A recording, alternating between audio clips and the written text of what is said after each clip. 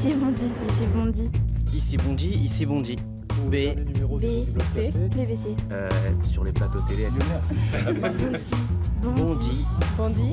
Blog. Café. Bondy Blog Café. Gabriel garde l'anonyme. Ici Bondy. Ici Bondy. Bondy Blog Café.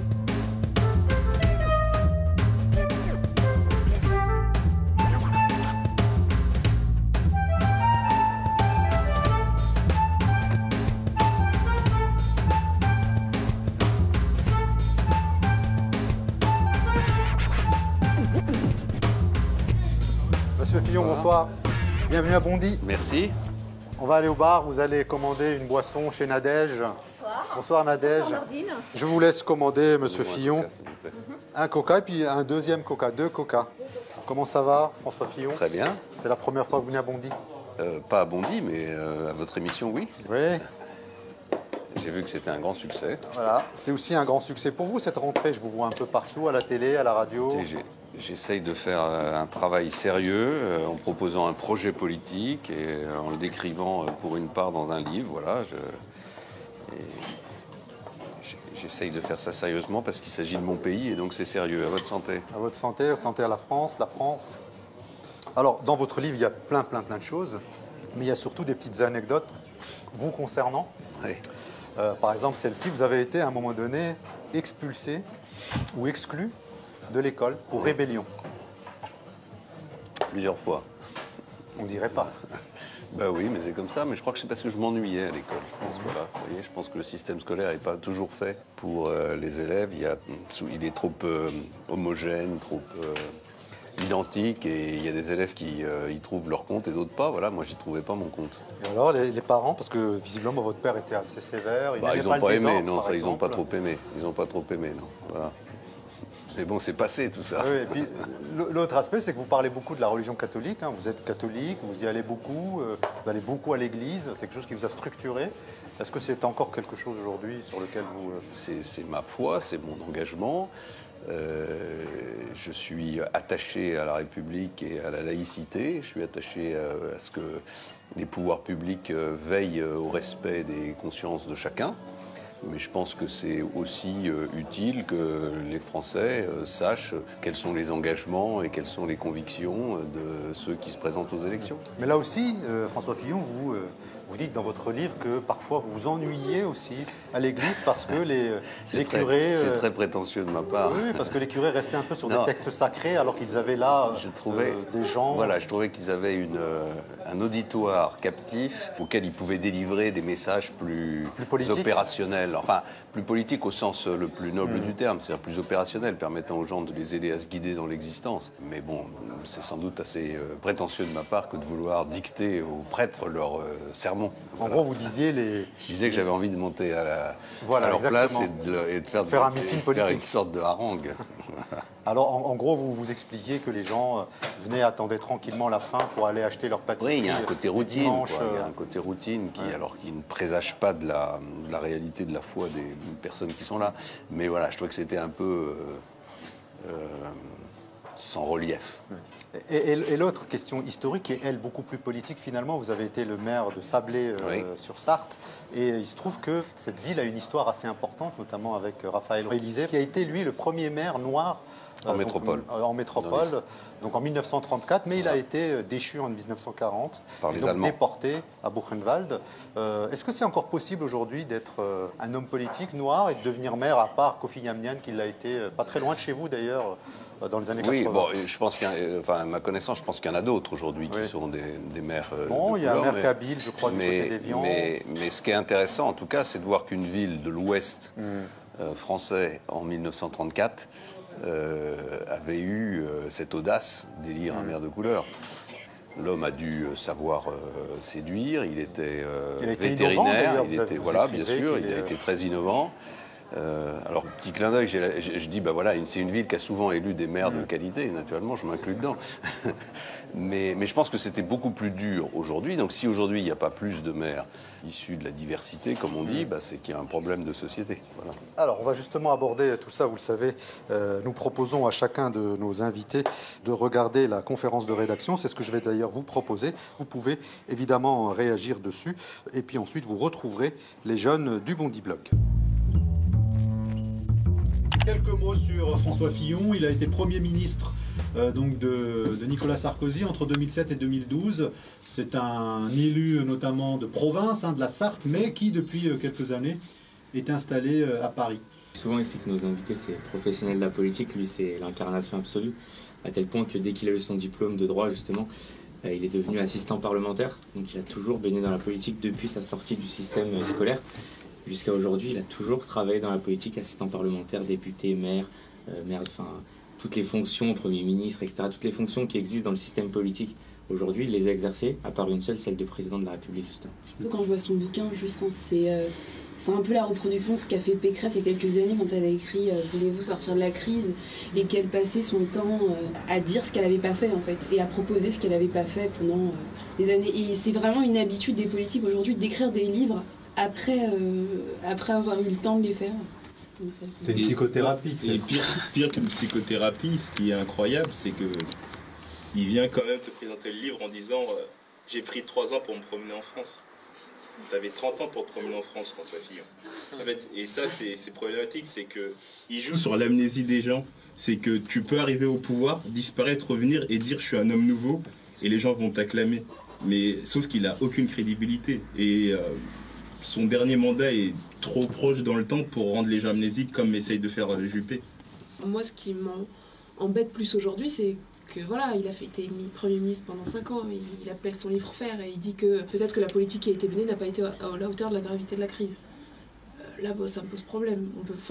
Au bout d'1 an, peut-être qu'il a pu se rendre compte que c'était pas à la hauteur. Au bout de 2, au bout de 3, mais à un moment donné, fallait le dire avant, tout simplement. Il est dans une campagne, on sent qu'il travaille son truc, il a son côté, voilà, il n'est pas dans des trucs que sans intérêt, liés à des problèmes, je sais pas moi, qui font très gala ou, tu sais, des scandales, voilà, lambda d'hommes politiques, quoi. On l'entend pas dans ce genre d'affaires, et ça, c'est très respectable, en fait. Je pense que c'est aussi une stratégie de sa part, et c'est intéressant à analyser. Quand tu regardes les principaux candidats qui vont se présenter, c'est Hollande qui est président le plus impopulaire de la Ve République, probablement. C'est Marine Le Pen. C'est aujourd'hui Sarkozy qui est en lice. Il n'y aura pas de candidat l'homme providentiel, en fait, c'est fini. Il n'y aura plus de candidat qui déchaînera un élan, une passion du peuple. C'est en fait le moins pire. C'est l'homme de raison, c'est l'homme de circonstance. On l'a bien vu avec Hollande, qui était absolument pas populaire quelques mois encore avant son élection. Donc Fillon, il est sur ce créneau-là d'homme d'État, qui sera le moins pire de l'offre politique qu'il y aura en 2017. J'ai fait 1 an à l'étranger et je suis revenue en août et ça a été dur le retour en France en septembre. Vraiment. J'ai pas d'espoir au niveau des politiques. En fait, je compte même pas sur eux. J'essaye juste de mener mon petit bout de train et en espérant vraiment accomplir des choses, mais j'ai pas ce rapport d'espoir avec la politique. Je pense qu'aujourd'hui, je suis amenée vraiment à faire mon petit bout de chemin sans forcément me dire que j'espère que tel président ou tel homme politique m'aidera ou fera que ma situation sera meilleure. J'ai pas l'impression que c'est les autres qui vont m'aider, mais juste moi qui devais devoir faire tout le boulot en fait. Voilà, François Fillon, juste une réaction, parce que beaucoup de choses ont été dites, beaucoup de sujets ont été effleurés, mais peut-être sur la dernière réaction de Yanis qui revient après 1 an aux États-Unis et qui ne se ressent pas en tant que jeune Française aujourd'hui dans cette ambiance qui pour elle est une ambiance... Il y a une chose qu'elle dit et que disent plusieurs de ceux qui sont intervenus, c'est qu'au fond, il n'y a pas d'homme providentiel. Ben, ils ont bien raison. C'est bien parce qu'on a cherché pendant des années et des années un homme providentiel, comme si un homme tout seul pouvait à lui tout seul sauver le pays et le redresser. C'est De Gaulle. Oui, enfin, c'est des choses. D'abord, c'est une autre époque. C'est la guerre. C'est au fond, dans les 2 cas, hein, parce que la première fois, c'est la guerre. C'est la Seconde Guerre mondiale. Dans le deuxième cas, c'est quasiment la guerre civile. Bon. Donc on est dans une autre époque. On est dans un pays qui n'est pas du tout dans cette situation-là et qui a besoin de dirigeants normaux. Il a besoin d'une équipe Il a besoin normal. Donc oui, mais un vrai, avec des projets, avec une équipe, avec un calendrier, avec des engagements, avec voilà. Et la deuxième chose par rapport à la remarque qui est faite souvent sur pourquoi est-ce qu'il ferait demain ce qu'il n'a pas fait hier, parce que la démocratie, c'est un contrat passé avec les Français. Quand on s'est présenté aux élections en 2007 avec Nicolas Sarkozy, on avait un programme. Ce programme, on l'a mis en œuvre. Personne ne peut dire qu'on ne l'a pas mis en œuvre. Ce programme ne nous a pas permis d'aller aussi loin qu'on voulait. Alors, moi, j'en propose un autre. On va justement parler de tout ça. Vous pouvez, François Fillon, terminer votre coca. Et puis, on va rejoindre les 3 bondi-blogueurs. Allez-y, c'est à droite. Je vais passer devant. Non, allez-y. Et puis, c'est la prochaine à gauche. Ici Bondy. Bondy Café. François Fillon est notre invité. Merci beaucoup, monsieur le député, ex-premier ministre entre 2007 et 2012, d'avoir accepté notre invitation. Face à vous, un certain nombre de blogueurs. Il représente ici toute l'équipe du Bondi Blog. On commence d'abord par Kaina Houssini, qui est au centre, Ilyes Ramdani, qui est à ma droite, et Bala Fofana. Mais avant de commencer à ouvrir tous les dossiers, on voudrait, comme on fait traditionnellement, vous montrer une photo de vous à l'âge des 3 Bondi blogueurs qui sont en face de vous. Voilà. Est-ce que vous vous souvenez de cette photo? Je ne crois pas du tout que ça soit à l'âge des Bondi blogueurs qui sont en face de moi. C'est beaucoup plus tard que ça. Oui. Vous aviez quel âge? Vous avez une idée? 26, 27. C'est au moment de ma première élection à l'Assemblée nationale. Donc j'étais beaucoup plus vieux qu'eux déjà. Ah, c'est gentil. Moi, j'ai eu 26 ans. Là, 26 ans, voilà. Bala, quel âge as-tu, Bala? 2 ans de plus que lors de votre première investiture. Voilà, 24 ans, et Ilyes, 20 ans. Donc vous êtes plutôt du côté de Kaina. Donc vous le savez, ils vont vous poser un certain nombre de questions, mais comme on installe toujours un état d'esprit ici, on a donc cette année lancé un édito fait par Mehdi et Badrou. Je vous propose tout de suite de regarder ça et on réagit tout de suite après.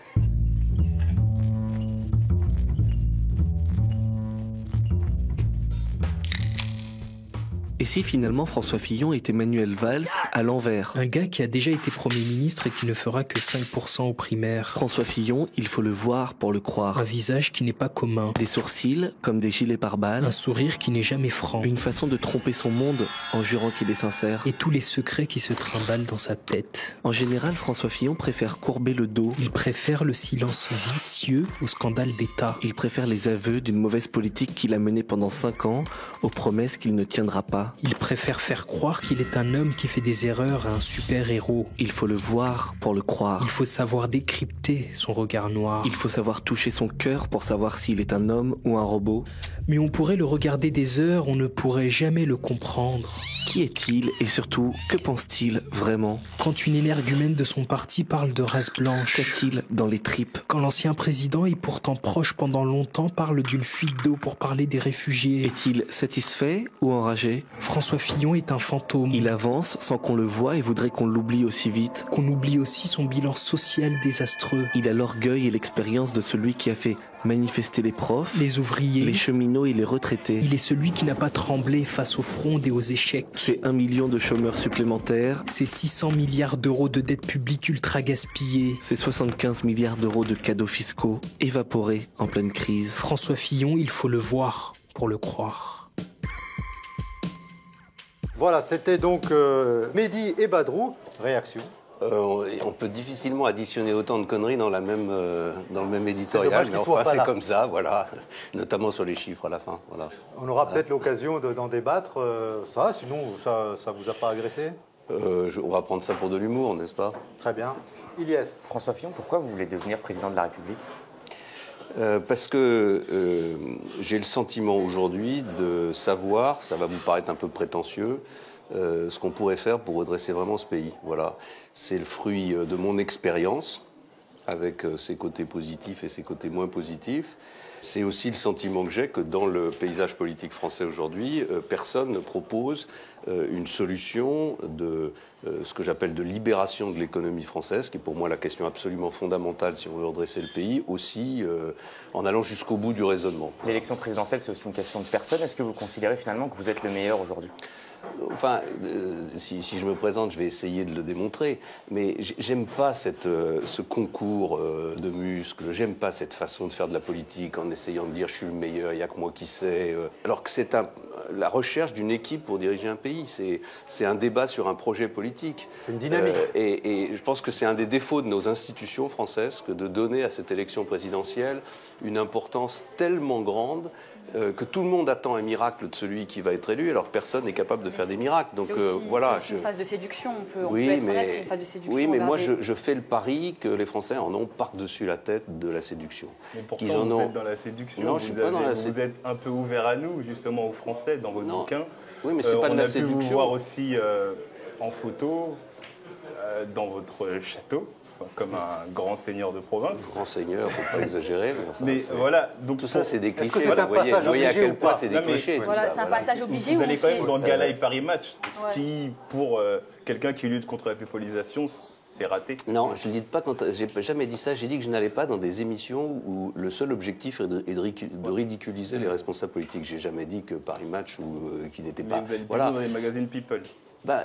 Qui ont aussi la même vocation. Quand je ne vais pas dans les magazines, on me reproche d'être caché. Et quand j'y vais, on me reproche de m'exposer. Bon, voilà, je sais pas. En tout cas, c'est compliqué d'être un homme politique aujourd'hui qui veut changer d'image, en réalité. Non, je ne veux pas changer d'image. Jamais. Puis d'abord, j'aime pas l'idée d'image. Je n'ai pas une image. Je suis moi-même.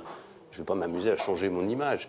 On me dit, on ne vous connaît pas assez. Bon, très bien, on va me connaître un peu plus. Mais reconnaissez que vous n'avez jamais vu mon nom mêlé à quelque scandale que ce soit. J'ai toujours essayé de garder ma vie privée en dehors de la vie publique. Voilà, ces règles-là, je continue de les respecter. François Fillon, votre signe distinctif aujourd'hui dans le paysage politique, c'est que vous avez un programme qui est bien avancé. C'est un programme. C'est la première chose positive que j'entends depuis le début de cette on est là pour donner. On l'a lu ici, c'est pour ça. On l'a lu ici.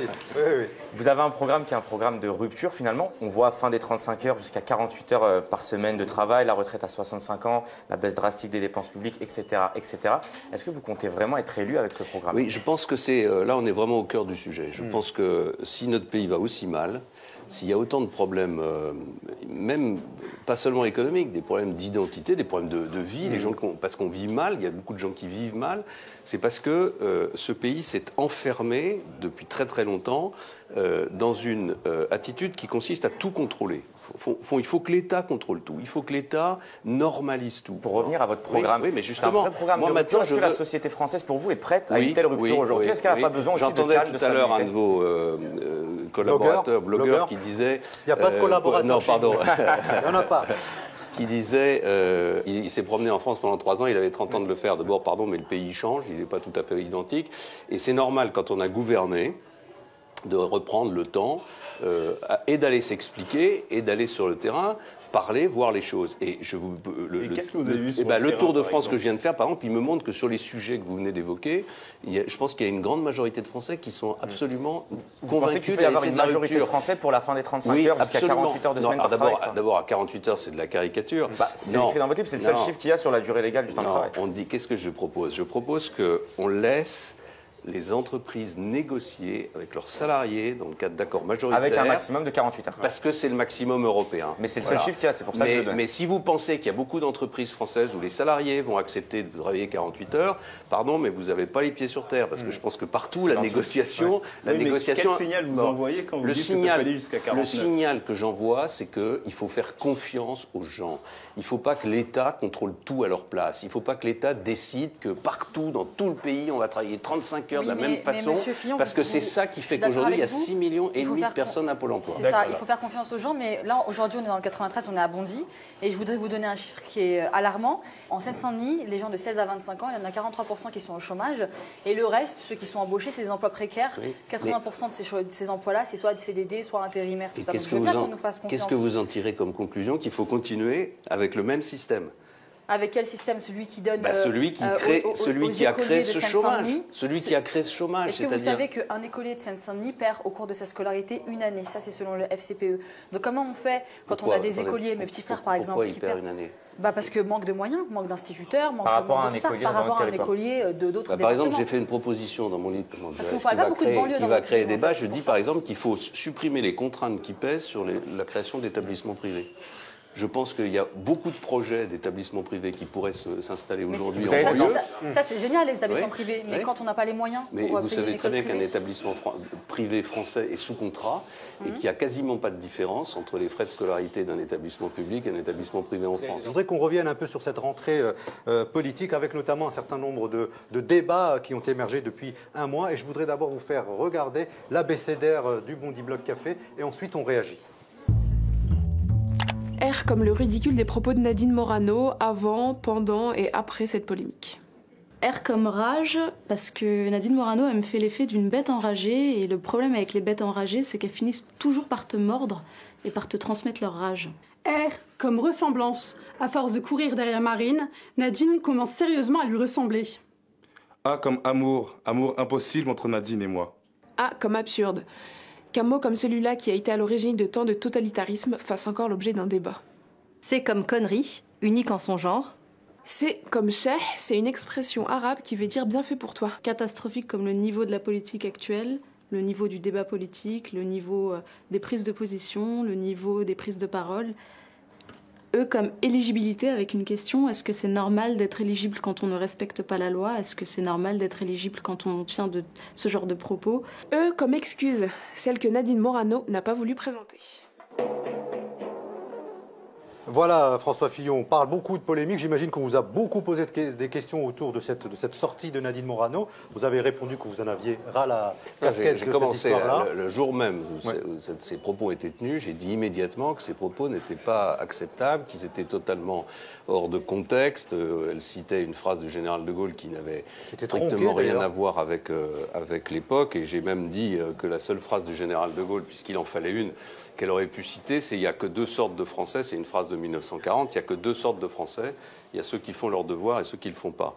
Après, ce que j'ai dit, c'est que je déteste les mises à mort médiatiques. C'est-à-dire que quand tout le monde se jette sur quelqu'un, je n'aime pas ça. Que ça soit Morano, que ça soit quelqu'un de gauche, c'est exactement pareil pour moi. Je pense que voilà, c'est stupide, c'est idiot. C'était franchement pas la peine d'en faire 8 jours. Elle l'a un peu cherché quand même. Oui, mais qu'elle l'ait cherché, d'accord. Mais vous dites le niveau du débat est lamentable. Mais en même temps, pendant 8 jours, on va s'intéresser à ça. Je sais pas, il y a eu un attentat terrible en Ankara cette semaine. C'est tout juste si on en parle dans la presse française. On préfère parler de Morano. Ça a blessé une partie de la population française.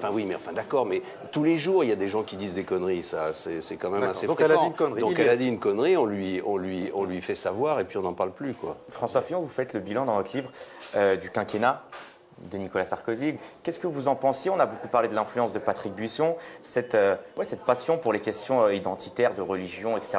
Qu'est-ce que vous en pensiez? Est-ce que ça ne vous dérangeait pas finalement, comme ça a dérangé parmi vos collègues NKM et d'autres? D'abord, il faut regarder les choses en face. Ça ne sert à rien de nier la réalité des problèmes français. C'est pas une réponse. Non, si, c'est une réponse. J'entendais tout à l'heure, par exemple, on voit que le Front National est en train de progresser chaque année, et notamment très fortement depuis 2 ou 3 ans. Il faut quand même se poser la question de savoir pourquoi. Il ne faut pas dire qu'il n'y a pas de problème identitaire en France. Ça ne sert à rien de le nier. Ça ne sert à rien de prendre des mesures pour interdire de parler d'un sujet ou pour pénaliser. La seule question, c'est pourquoi est-ce que dans un magnifique pays comme le nôtre, tout d'un coup, on en est là? Voilà. Oui, mais c'est peut-être parce que les politiques parlent que des questions identitaires aujourd'hui. La question identitaire, elle a remplacé la question sociale. Ils ont le bon dos, les politiques. Il y a quand même des réalités dans le pays que les gens ressentent dans leur vie quotidienne. Oui, la réalité du chômage, par exemple. Exactement. Voilà. Alors moi, je pense qu'à l'origine du mal-être français, il y a la situation économique et sociale. Quand on n'a pas de possibilité d'offrir à la jeunesse de son pays un avenir, quand un pays qui a été un grand pays, en plus qui a aimé la grandeur, a le sentiment tout d'un coup qu'il est relégué en seconde division, il y a un processus qui se met en place et qui conduit à chercher des boucs émissaires, qui conduit à se poser des problèmes d'identité, etc. Je vous repose ma question. Voilà. Est-ce que cette influence, notamment de Patrick Buisson, c'est cette omniprésence des questions identitaires, est-ce qu'elle ne vous a pas dérangé à un moment dans le discours de Nicolas Sarkozy? Voilà, j'ai écrit un livre. Au regard de votre parcours politique, au regard de vos engagements. Vous paraissez moins passionné par ces questions. C'est pas que je suis passionné, c'est que je ne me suis pas exprimé de la même manière. Vous retrouverez, je crois que je le cite d'ailleurs dans mon livre, un discours. Je vous cite, peut-être que c'est celui-là, non? Depuis quelques années, on a vu se développer une sorte de laïcité agressive. Je pense que vous allez vous y retrouver. Est en réalité une sorte d'arme tournée contre les musulmans. Vous l'assumez, cette phrase? Oui, absolument. Je pense que la laïcité, le concept de laïcité, qui a été au départ agressive, qui a au départ été tournée contre les catholiques, parce que c'est comme la laïcité, elle n'est pas née contre les musulmans, elle est née contre les catholiques. Et aujourd'hui, elle se retourne contre les musulmans parce qu'il y a une conception de il y a deux conceptions de la laïcité. Il y a la conception qui est la mienne, qui consiste à dire la laïcité, c'est la liberté de conscience, c'est-à-dire que l'État s'interdit de peser sur les consciences et donc il assure la liberté du culte et la liberté de conscience. Puis il y a la deuxième façon de considérer la laïcité, c'est de dire nous on ne veut pas avoir de religion. La religion ça n'existe pas, on ne veut pas en entendre parler. Et même dans l'esprit j'allais dire des révolutionnaires de 1792, etc., il y avait l'idée qu'il fallait débarrasser le pays de la religion, qu'il fallait extirper la religion pour la remplacer par la démocratie. Il fallait etc. surtout mettre de côté le Vatican qui avait une présence forte ici en France. Donc maintenant, ce qu'il faut, c'est retrouver une conception de la laïcité qui soit ouverte.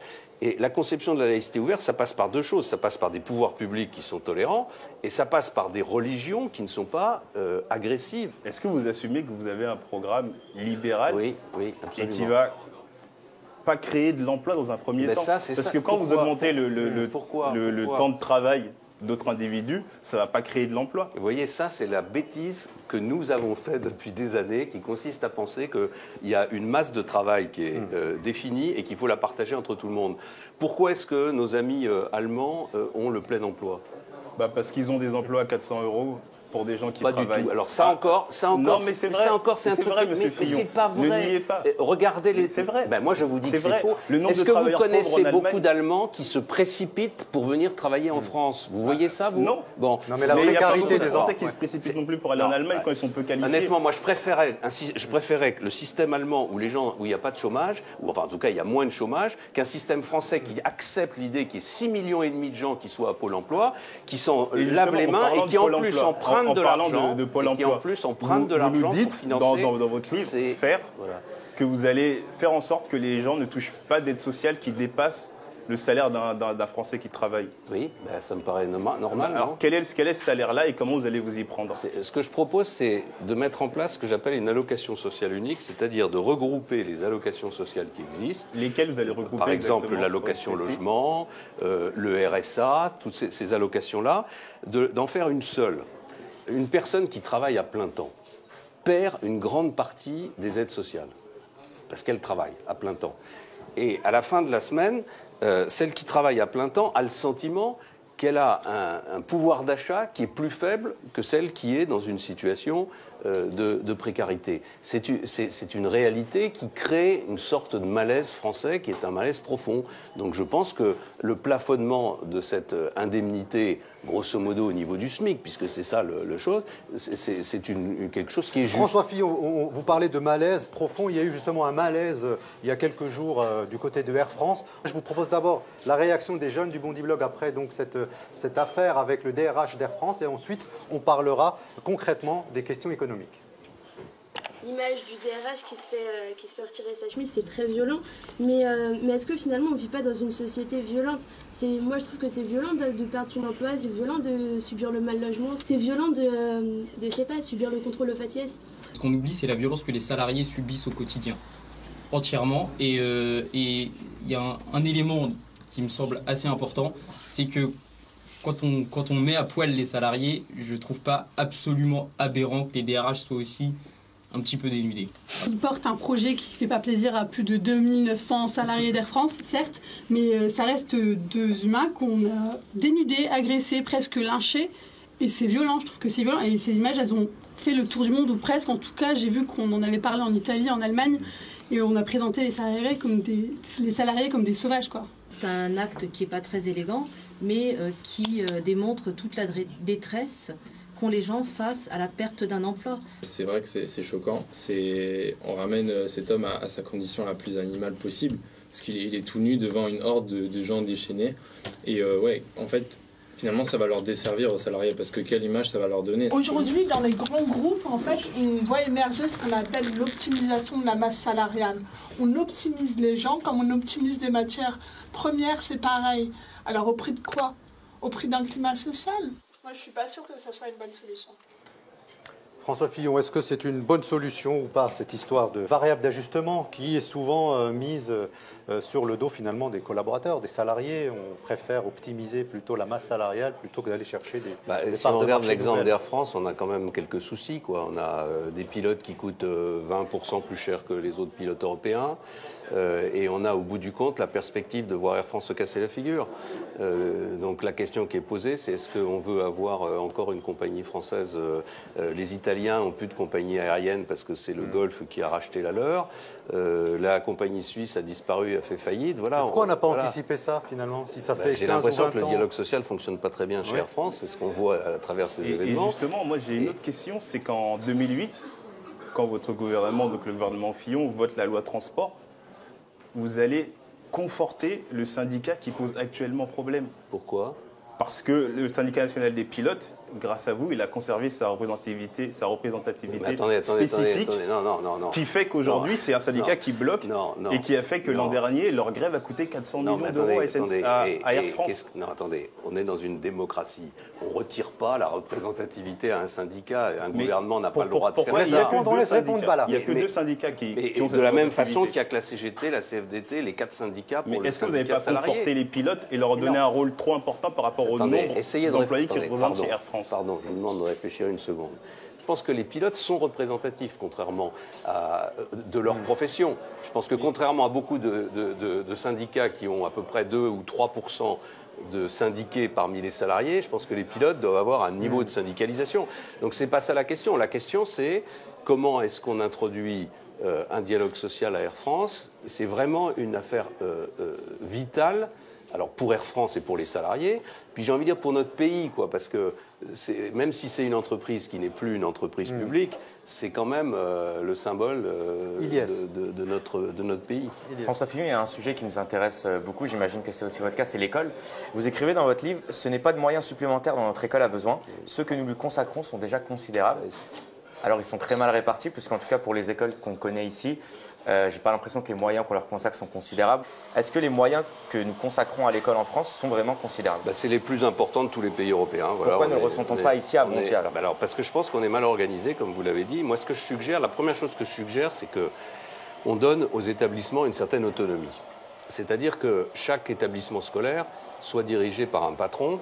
Je veux dire que le chef d'établissement soit un vrai patron, c'est-à-dire qu'il ait la possibilité de choisir une partie de son équipe enseignante et qu'il ait surtout la possibilité d'adapter la pédagogie aux réalités du terrain. Ça va devenir des entreprises alors. Non. Même plus, on va vers une éducation choisie avec des établissements prestigieux vous dites qui attirent les meilleurs patron, enseignants. vous dites il choisit, vous dites... Patron, ça veut dire qu'il y a un gars qui dirige l'établissement. Vous parlez même de conseil d'administration, etc. Dans votre voilà, je vais vous dire, parce qu'aujourd'hui, vous êtes dans un système où chacun fait son métier dans son coin.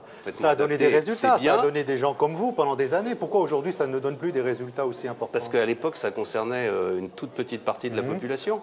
L'école, à l'époque, le système scolaire français, c'était un système qui produisait un petit pourcentage d'élite qui allait faire l'université. Aujourd'hui, on n'est plus du tout dans ce cadre de figure. Et heureusement, le système s'est démocratisé, mais on a gardé les mêmes règles qu'avant.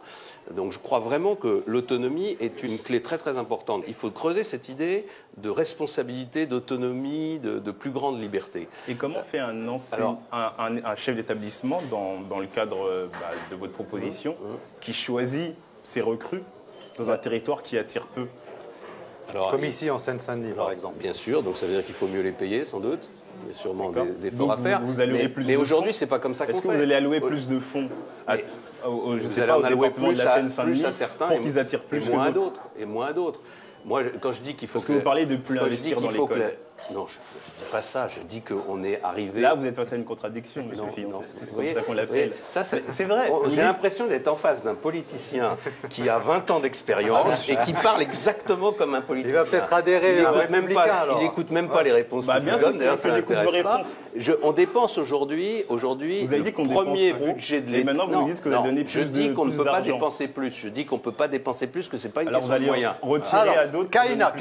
C'est Kaina qui va vous réconcilier tous les deux. Ouais, je vais Et puis vous je vais arrêter remercier d'emprunter tous de l'argent aux S'il vous fonds de plaît, pension américains qui un jour vont venir nous le rembourser. Vas-y, Kaina, parce que sinon ils vont partir. Ouais. Alors moi j'aimerais faire une fusion en fait entre les deux sujets qui ont été abordés et parler de l'alternance, c'est-à-dire l'école et l'entreprise qui sont liées. J'ai vu votre site internet un petit peu et puis vous parlez de faire de l'alternance la principale voie d'accès à l'emploi pour les jeunes. Alors c'est une superbe idée et c'est ce que j'ai décidé de faire aussi moi pour valider mon master 2. Sauf que dans la recherche de l'alternance, j'ai galéré en fait parce que malheureusement j'ai pas d'amis chez EDF, chez Orange ou chez la SNCF. On fait comment quand on est... En gros, l'alternance est pavée de bonnes intentions en réalité. Il y a plusieurs sujets. Réponse s'il vous plaît. Il y a un premier sujet qui est un sujet de coût. C'est-à-dire que, alors je ne sais pas si ça vaut vraiment pour le master que vous avez fait, mais je pense à beaucoup de métiers qui sont des métiers où il y a des formations en alternance, où au fond, pour l'entreprise, le coût de l'apprenti est quasiment plus élevé que le coût d'un salarié à temps plein. Donc il y a un premier sujet qui est que l'État ne devrait pas laisser totalement à la charge des entreprises la partie de la formation, au fond. Après, il y a la question de la généralisation, c'est-à-dire que si on arrivait à généraliser l'apprentissage, à ce moment-là, ça veut dire que pour l'entreprise, c'est le mode normal de recrutement. Aujourd'hui, ce n'est pas du tout le cas, c'est même marginal. Mais qu'est-ce qui casse la problématique des réseaux qui ont été évoqués par Kaina? C'est aussi la barrière territoriale, franchement. Là, je suis née dans le 93, j'ai grandi ici. Ça se trouve, Monsieur Fillon, malgré votre intelligence, votre talent et tout ça, si vous étiez né dans le 93, vous serez juste premier adjoint au maire. Hein. On n'en sait rien. Peut-être même pas. Bah oui, peut-être même pas. Alors comment on fait pour casser ça? C'est ça la vraie question. Vous pensez que c'est ça qui vous a bloqué? Ça. Je crois qu'il y a beaucoup de gens qui galèrent quand même, y compris qui n'habitent pas dans le 93 pour trouver des emplois en alternance. Alors moi, je propose une autre chose aussi. Je propose que les lycées professionnels, les CFA, soient tous placés sous l'autorité de la région. De manière à ce que tout ce qui touche à la formation professionnelle soit mutualisé et géré d'une façon beaucoup plus proche du territoire. Il y a des territoires qui ont besoin de plus de moyens. Il y a des territoires qui ont besoin d'adapter les pédagogies parce que c'est la même chose à Bondy et c'est la même chose à Aurillac. Je pense que c'est tout ça qu'il faut faire voler. Alors, il y a d'autres gens qui galèrent, hein, ce sont les migrants, c'est ceux qui arrivent depuis quelques semaines ici. Je vous propose un reportage de Leïla Khouyel qui est d'aller donc au lycée Jean Carré à Paris dans le 19e.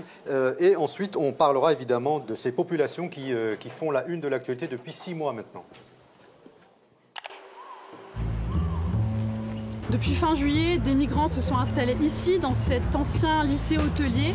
On est dans le 19e arrondissement de Paris. Alors le lycée n'est pas occupé depuis quelques années, il est désaffecté, mais les conditions de vie sont très difficiles. Alors ils étaient environ une centaine fin juillet, début août. Aujourd'hui, début octobre, ils sont quasiment 700. Il y a 5 principales nationalités qui cohabitent.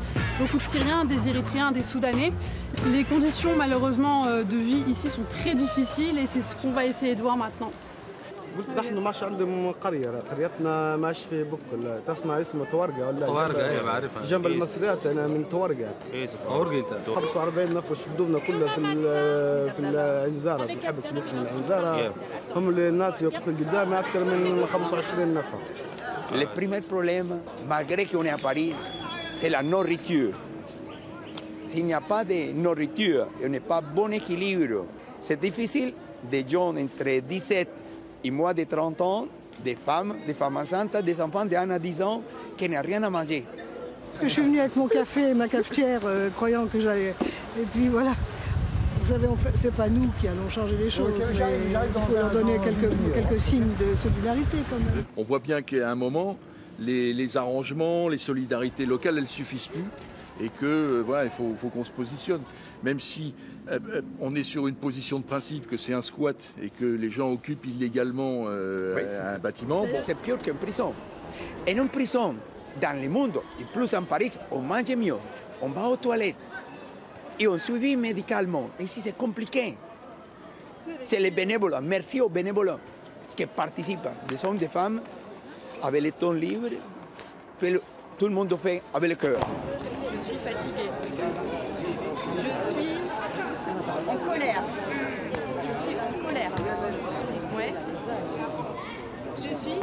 On n'a pas de maîtrise sur les choses par définition. Donc ça veut dire qu'on peut pas réfléchir à l'avance, on ne peut pas anticiper. Donc on est plutôt dans la réaction, essayer de limiter les dégâts. Bon après, il y aura une expulsion. we have only this place. If they remove us for this place, the government of France, if they don't let us stay here, we will, all of us, we will go to the streets and we will sleep on the streets. Une épée de Damoclès menace ces migrants puisque le tribunal administratif les oblige à partir de ce lieu avant le 26 octobre. En attendant, leur avenir reste plus qu'incertain. Voilà, François Fillon, réaction. Est-ce qu'il n'y a pas un problème aussi d'anticipation sur cette question aujourd'hui?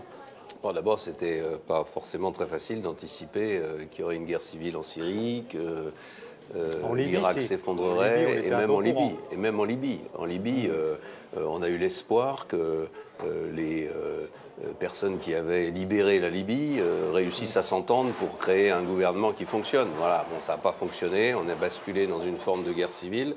Et donc, on a à faire face à des flux de migrants très importants. Il y a plusieurs choses à dire là-dessus. La première chose, c'est que ça fait 2 ans que je réclame à corps et à cri que la France et l'Europe investissent dans des centres d'accueil dans les pays qui sont proches des zones de conflit. J'y suis allé dans les camps en Irak, en Jordanie, au Liban, en Turquie.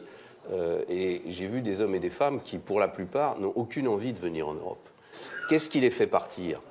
C'est le désespoir quand ils se rendent compte que ça fait 2 ans qu'ils sont là et qu'il ne se passe rien. Mais il y a une chose qu'ils m'ont tous dit, ce qui les fait partir, c'est qu'il n'y a pas d'école pour leurs enfants. Après, il y a une deuxième chose, ce sont les migrants qui sont sur le territoire européen.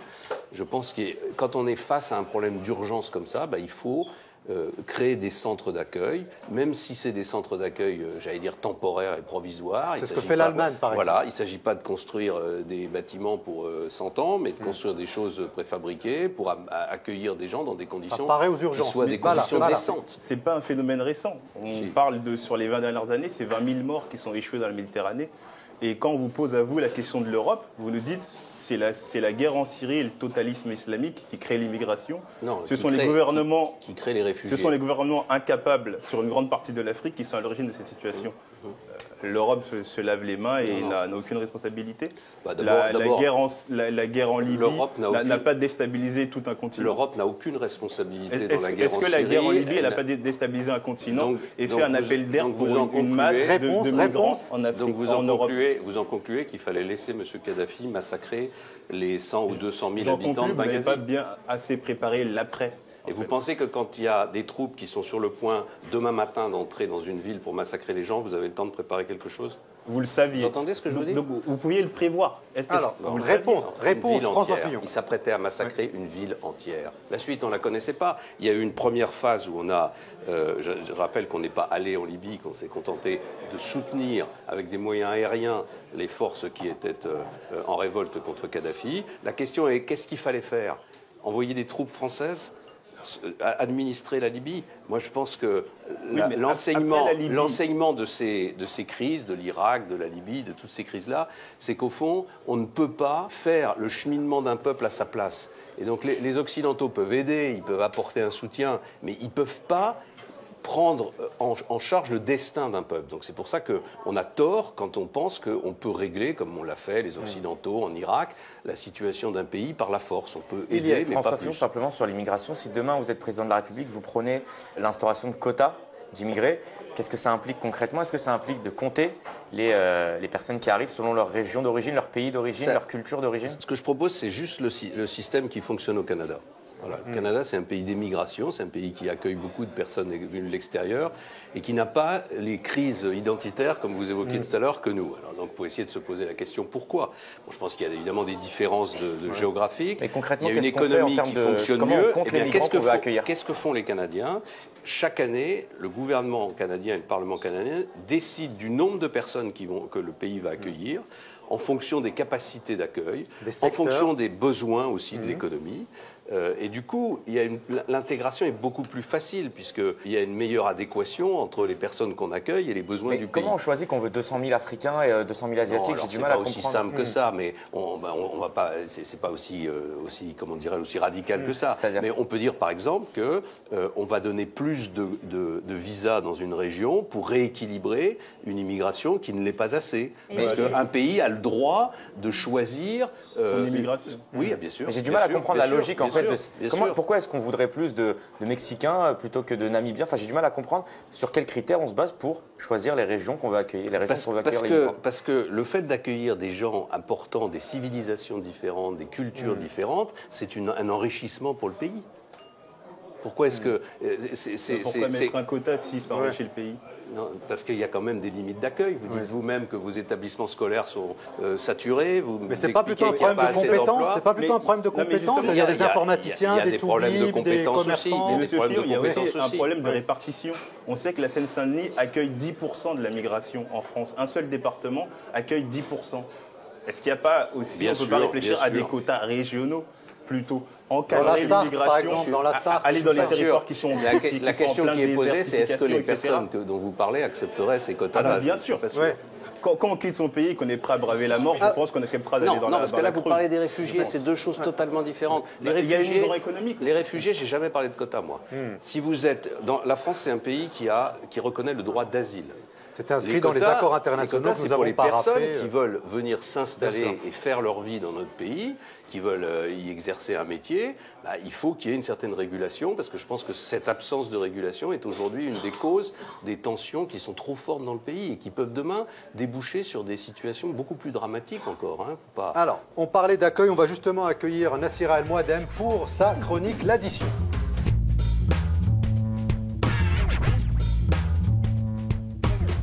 Bonjour les Fillon. Bonjour. Je vous ai écouté très attentivement. Vous avez abordé un petit peu la question du plan d'économie que vous proposez de faire. 110 milliards d'euros d'économie entre 2017 et 2022. Donc si vous arrivez au pouvoir, c'est 5% de notre production annuelle en France. C'est énorme. Dépense. Absolument. Et alors, ce qui est étonnant, c'est que vous nous parlez d'un discours de vérité tout au long de votre livre, que j'ai également lu attentivement.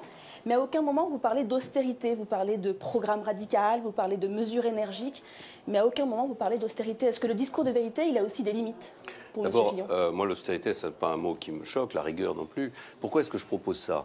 Parce que ma conviction, c'est que dans un avenir que je ne peux pas totalement mesurer, mais enfin de quelques années, si on ne fait rien, nous allons être dans une situation qui va ressembler étrangement à la Grèce. C'est-à-dire que les gens qui nous ont prêté de l'argent vont venir taper à la porte en nous disant « ça suffit ».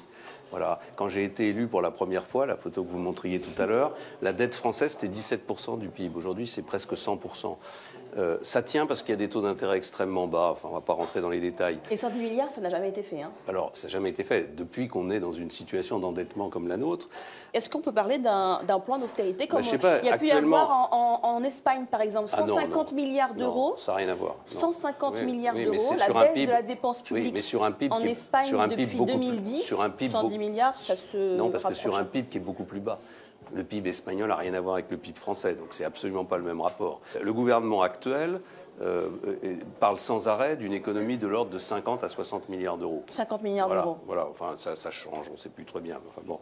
Donc moi je vous dis que si on veut, en gros, revenir à une situation équilibrée, c'est-à-dire où on ne creuse plus l'endettement, il faut essayer de faire 110 milliards d'économies sur les trois budgets publics, c'est-à-dire sur les comptes sociaux, les collectivités locales et l'État. Alors, bon, on va parler d'austérité, on ne va pas non parler plus tourner d'austérité si ça vous amuse. Non, ça ne m'amuse pas, mais les mots sont importants. Mais aujourd'hui, tout le monde parle d'austérité. 110 milliards d'euros, c'est énorme. Donc on va parler d'austérité, 55 milliards d'euros qui concernent l'État et les collectivités territoriales, et puis les 55 milliards d'euros restants concernent donc tout ce qui est sécurité sociale, retraite, vieillesse, santé, chômage, etc. Et justement, les retraites, vous proposez donc de faire passer l'âge légal de départ à la retraite de 65 ans. À 65 ans. Et vous faites ça en 3 mois. C'est ce que vous dites dans votre livre. Non, pas du tout. Non, l'âge de la retraite sera porté à 65 ans. On lit que vous allez faire ça en 3 mois. On se dit, mais comment il va faire? Attendez, vous votez une loi dans laquelle vous dites que l'âge de la retraite sera porté à 65 ans. Vous ne dites pas qu'il sera porté à 65 ans pour tout le monde immédiatement. C'est évidemment progressif. Mais là aussi, je vais prendre un exemple. Pourquoi est-ce qu'on serait le seul pays en Europe qui ne serait pas capable d'avoir la retraite à 65 ans? Est-ce qu'on a un problème génétique particulier qui fait que nous, on est vieux plus tôt que les autres? Citez-moi des pays européens où il n'y a pas la retraite à 65 ans. en Allemagne, en Angleterre, en Espagne, en Italie, en Pologne, etc. Voilà, je peux continuer. Pourquoi? Parce qu'il y a eu un allongement de la durée de la vie. Si les partenaires sociaux disent non, qu'est-ce que vous faites? Mais ce n'est pas une question qui regarde les partenaires sociaux, c'est une question qui regarde le peuple français. Non, mais si les partenaires sociaux disent non, comme ils le disent actuellement, moi je vous dis que l'élection présidentielle, c'est une élection où on demande aux Français de choisir. Et c'est pour ça que je veux annoncer la couleur dès maintenant. Parce que les Français, c'est à eux de choisir, ce n'est pas aux partenaires sociaux. Mais vous ne répondez pas à ma question, monsieur Fillon. Est-ce que vous passez en force? Évidemment, puisque je vous dis que c'est les Français qui choisissent. D'accord, donc vous passez en force. Ça ne s'appelle pas un passage. Le passage en force, c'est quand les partenaires sociaux s'opposeraient à la volonté du peuple français. Voilà. Et alors sur la question des retraites, il y a aussi le compte pénibilité. Le compte pénibilité, vous le supprimez. Le compte pénibilité, c'est une machine infernale qui va se traduire sans doute par des dégâts encore plus graves que les 35 heures sur l'économie française et qui profitera aux gens qui ont les travaux les moins pénibles. Parce que comme d'habitude, c'est pas la justice, elle est totalement absente de cette réforme-là. Et la pénibilité, vous l'aviez prise en compte aussi lors de la dernière réforme. On avait essayé de la prendre en compte. On était arrivé à la conclusion que la seule critère de pénibilité qui était parfaitement objectif, c'était ce qu'on appelle l'espérance de vie, profession par profession. Sauf que ça n'avait pas marché. Il n'y avait que 6 000 personnes qui ont demandé à On l'a même pas fait parce que pour une raison simple, c'est que qui a l'espérance de vie la plus longue sont les enseignants et les curés, pardon, j'ai oublié. Et ceux qui ont l'espérance de vie la plus courte, c'est les gens qui travaillent dehors. Voilà. Mais alors qu'est-ce que vous dites, monsieur Fillon, aux 3 millions de personnes qui sont censées bénéficier de ce compte pénibilité, vous leur dites, désolé, vous allez devoir travailler un peu plus? Je leur dis, si vous voulez qu'il y ait des retraites qui soient payées, il va falloir que tout le monde fasse un effort. Parce que sinon, le jour où ces gens n'auront pas de retraite, parce qu'il n'y aura plus d'argent pour la financer, parce que personne ne voudra plus prêter à ce pays, qu'est-ce qui se passera? Voilà, ça sera un drame absolu. On est toujours les meilleurs. Les avancées sociales en France, c'est fantastique. Et pourtant, tout le monde se plaint toute la journée qu'il n'y a pas assez d'égalité. Ça, c'est pour le volet dépenses. Il y a un volet recettes. Oui. Pas d'augmentation d'impôts? Non, parce que je pense que le pays est totalement saturé. On vient de s'en prendre encore 80 milliards supplémentaires. Il y a une limite à ce que le pays peut supporter. Je veux dire, quand vous travaillez uniquement pour payer des impôts, qu'est-ce que vous faites? Vous travaillez moins ou vous partez ailleurs. Donc pas d'augmentation d'impôts? Non, pas d'augmentation d'impôts, il faut même les baisser. Si vous ne gagnez pas la primaire, si vous n'avez pas la présidence de la République, qu'est-ce que vous faites? Je l'ai dit 20 fois, je considère que dans la vie politique, il faut se présenter quand on a quelque chose à apporter. J'apporte un projet politique. Si ce projet politique ne correspond pas aux souhaits à un moment donné des Français, je ne vois pas pourquoi je resterai dans la vie politique et j'irai donc faire autre chose. Merci à vous, monsieur Fillon. Merci beaucoup, Nassira El Mouadem, pour votre chronique L'Addition. Voilà, François Fillon, cette émission est quasiment terminée. Vous savez, il y a une tradition ici. On va vous apporter l'affiche du Bondi Blog Café. Il y a une nouveauté puisque nous avons changé de visuel. Voilà, donc vous êtes le premier invité, puisque nous avons déjà fait une quarantaine d'émissions. Vous êtes le premier invité donc à mettre votre bafouille sur cette affiche. Pendant ce temps, moi je vais présenter un certain nombre de livres que nous allons vous offrir. Le premier c'est Ziad Ebouna, un livre écrit par Gwenaël Bourdon et les deux frères de Ziad Ebouna, Adel Bena et Siaka Traoré. Donc c'est aux éditions Don Quichotte. Ziad Ebouna, le 27 octobre 2005, c'est bientôt 10 ans. Meurt Ziad, 17 ans, et Bouna, 15 ans, électrocuté à Clichy-sous-Bois. Ce livre revient sur cette affaire. L'autre livre, c'est Dans la peau d'un migrant. Arthur Freyer Lalex, donc aux éditions Fayard, de Peshawar à Calais, enquête sur les itinéraires des migrants dans la peau d'un migrant. Et puis un autre livre écrit par Mehdi Meklat et Badroudine Saïd Abdallah, deux jeunes du Bondi Blog, Burnout. C'est l'histoire d'un chômeur qui s'est immolé par le feu. Burnout, c'est aux éditions du Seuil. Tout ça, évidemment, c'est cadeau pour vous, François Fillon, si vous nous lisez votre dédicace à Haute-Bois. Il faut mieux que je vous la lise, parce qu'après, vous serez incapable de la lire de toute façon, compte tenu du fait que j'écris très mal. Vous avez l'écriture de tout bip, un débat vif qui permettra, je l'espère, de faire tomber quelques-uns des tabous qui bloquent le progrès dans notre pays. Très bien, merci beaucoup. Donc ça, c'est pour vous.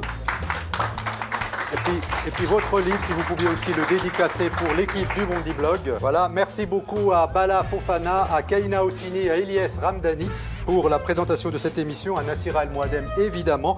Et puis on voudrait aussi remercier Jamart et Zedik Productions et particulièrement Dominique Rotival qui nous a permis donc de préparer cette émission que vous retrouverez tous les mois sur LCP et France O.